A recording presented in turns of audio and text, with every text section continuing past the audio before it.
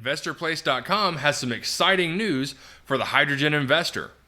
I'll review their talking points and give my thoughts on today's Hydrogen Podcast.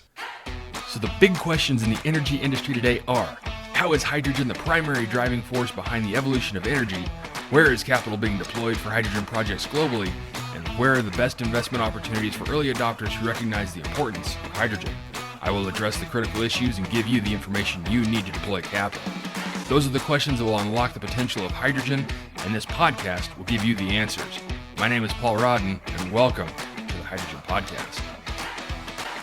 In an article in InvestorPlace.com, Luke Lango writes, "Big oil is betting big on hydrogen."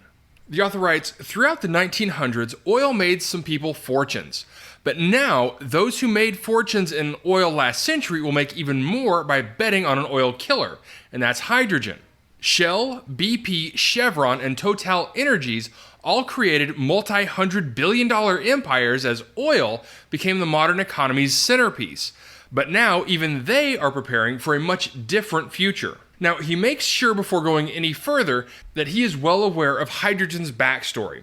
It's been touted as a viable clean energy source since the 1970s, yet since then, its power still hasn't been harnessed. In the past 50 years, the hydrogen economy has been characterized by little more than a series of false starts. But there comes a time when each new technology has its quote-unquote moment, when it proves itself and goes on to change the world. Thanks to the European war that's broken global supply chains, we sit among a global energy crisis. Hydrocarbons won't fix it. There simply isn't enough to go around, which is resulting in sky-high prices.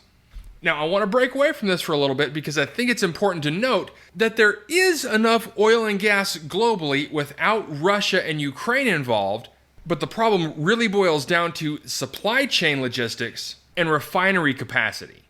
But regardless of that, he's correct in saying that we are going through some sky-high prices right now. He continues by saying solar won't fix the crisis. The cost of solar panels simply remains too high. Wind won't solve it either. Wind turbine efficacy is too low. So, what will fix today's energy crisis? He says hydrogen, and to understand why, we need to revisit Chemistry 101. Hydrogen is the lightest element in the universe. You can fit a lot more of its atoms into a finite space, and as a result, a hydrogen power source will be infinitely more energy dense than a power source made with anything else. And that has enormous implications. Energy density defines an energy source. So indeed, you could say energy density determines everything. In transportation markets, energy density determines driving ranges and refuel times. A vehicle with more energy density will drive farther and refuel faster. Therefore, hydrogen-powered vehicles will drive farther and refuel much faster than EVs and gas-powered cars. Or in stationary markets, energy density determines the consistency and robustness of power output. An energy storage system with more energy density will last longer and provide more reliable power. So, hydrogen storage solutions can provide more consistent power than battery energy storage systems. But energy density is only one of hydrogen's major value propositions. Another, hydrogen essentially has infinite abundance. So long as we have water, 2 hydrogen atoms, 1 oxygen atom will have hydrogen power. Over 70% of the Earth is covered in water. There will never be a shortage of its potential energy. And I think I'm going to break away from this for just 1 second and state that there is something different about hydrogen in this case. And that is, if you take, say, a hydrocarbon and you burn it, you are essentially destroying what it was, and it can no longer be that. For example, gasoline. When you ignite gasoline, you ignite some of the hydrogen, and the rest of the hydrogen and carbon gets released into the atmosphere. But with pure hydrogen, that hydrogen atom remains intact and will go on to just rebond again with something else. So when you hear that hydrogen is infinitely abundant, that is not an exaggeration, but a scientific fact. The author goes on to say, and like other alternative energy sources such as solar and wind, hydrogen is storageable, packageable, and transportable. Hydrogen can be produced via electrolysis at giant factories and subsequently can be 1. Stored in a container and sent across oceans on giant ships, like oil, pumped into existing natural gas pipelines to homes and businesses already connected to an existing grid, like natural gas, or 3. Pumped into existing pipelines to arrive at fuel pumps across the globe, like gas. The oil majors have recently made it very clear that they are betting big on hydrogen as the future of energy. BP is leading a $36 billion green hydrogen project in Australia. Total Energies has joined a venture that plans to invest up to $50 billion in green hydrogen over the next decade. Chevron has committed to spending billions of its own dollars on hydrogen research and production. And Shell has started to produce hydrogen at a plant in Germany and plans to expand capacity. Big Oil has spoken. Hydrogen is oil's second act.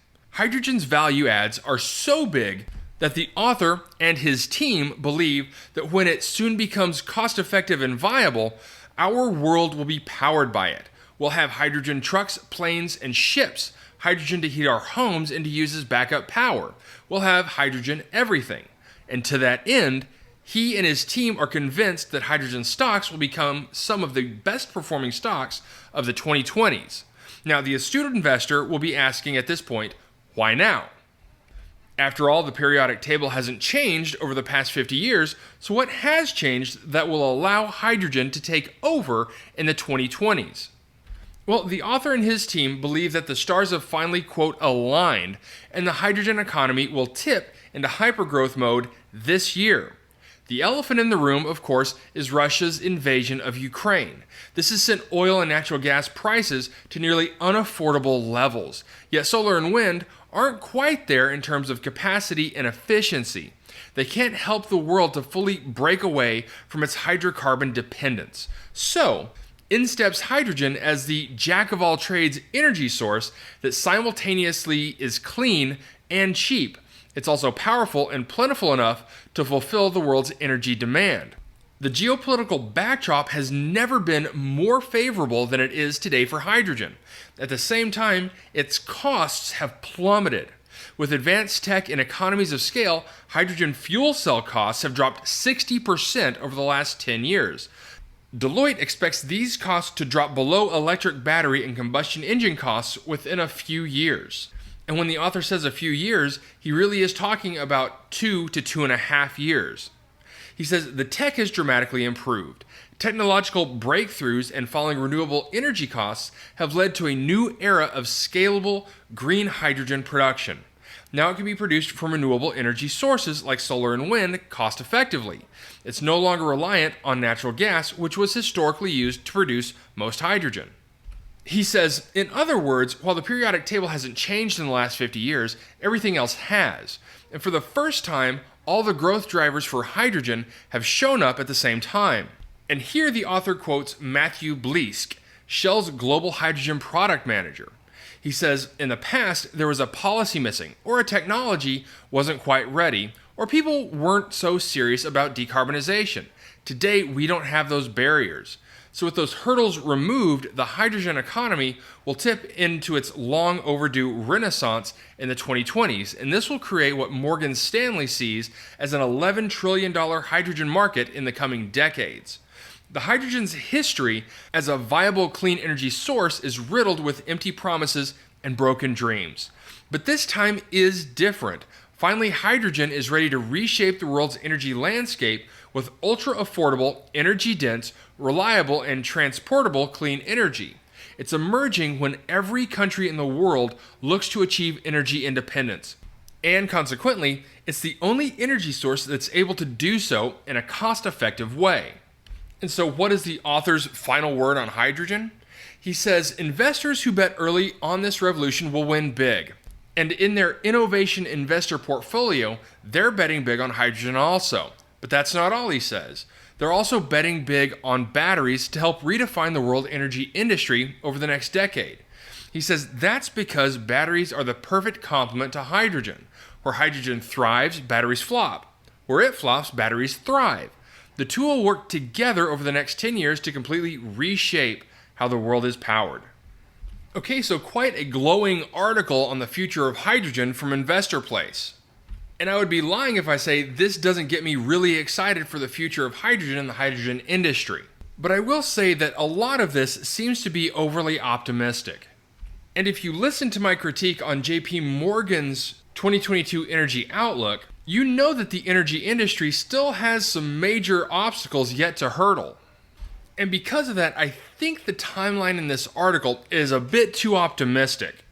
Now, I fully believe that there will be major advances in this decade.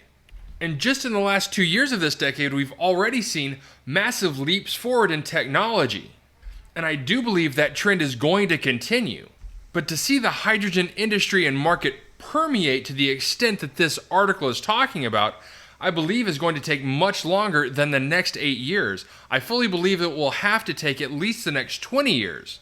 If for no other reason than this is the biggest energy transition in history.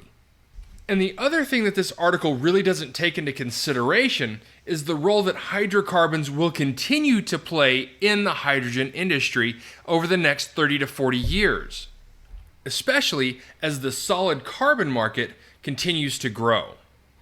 All right, that's it for me, everyone. If you have a second, I would really appreciate it if you could leave a good review on whatever platform it is that you listen to. Apple Podcasts, Spotify, Google, whatever it is. That would be a tremendous help to the show. And as always, if you ever have any feedback, you're always welcome to email me directly at info@thehydrogenpodcast.com. And as always, take care, stay safe. I'll talk to you later. Hey, this is Paul. I hope you liked this podcast. If you did and want to hear more, I'd appreciate it if you would either subscribe to this channel on YouTube or connect with your favorite platform through my website at www.thehydrogenpodcast.com. Thanks for listening. I very much appreciate it. Have a great day.